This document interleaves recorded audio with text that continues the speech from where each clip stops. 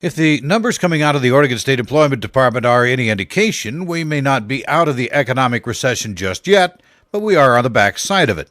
I'm Steve Coffey, and this is Take 5 on News Talk 1110 KBND.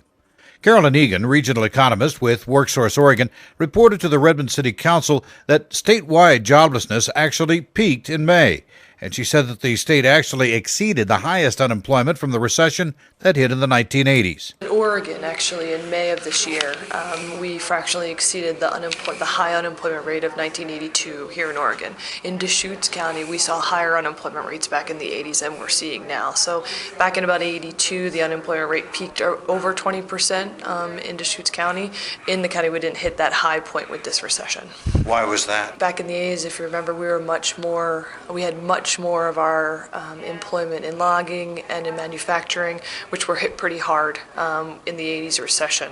And so we just had more employment in the sectors that were hit hardest back in the 80s. This time, Egan says, Deschutes County had a more diverse economy, which helped smooth out the bumps. That's been helpful. So the fact that we had more jobs in more industries like healthcare or in leisure and hospitality or in information, there haven't been as dramatic of the layoffs in those industries as we've seen in construction and manufacturing. So that's helped us as a county hold on to some jobs throughout this recession. One thing you mentioned was that Oregon has lost a decade of jobs. So we have the same number of jobs now as were available a decade ago. Yeah.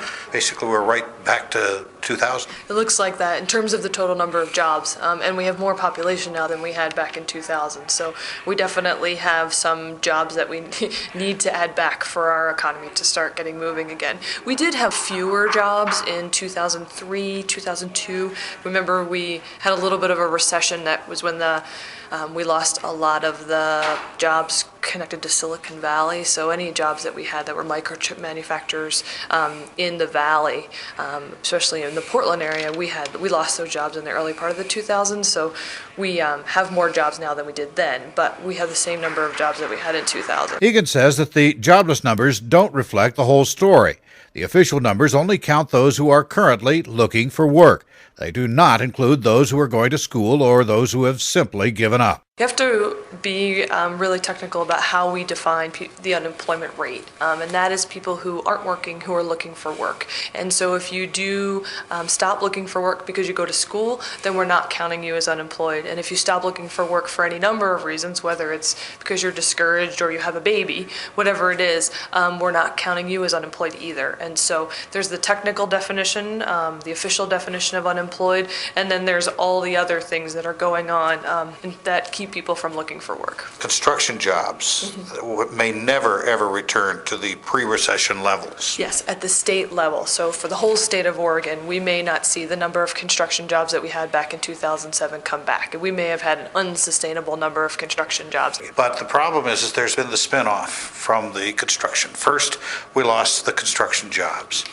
And then that meant that all the people that were supplying these construction jobs, no matter what. No matter what, yeah. So it looks like if we look at our job losses since the beginning of the recession, the first wave in Deschutes County really seemed to come in construction, manufacturing, which was building windows and doors, and then also in professional and business services, which would have been the engineers or the planners, the surveyors, but then also the landscapers and the heating and air conditioning installers who lost their jobs when we stopped building homes.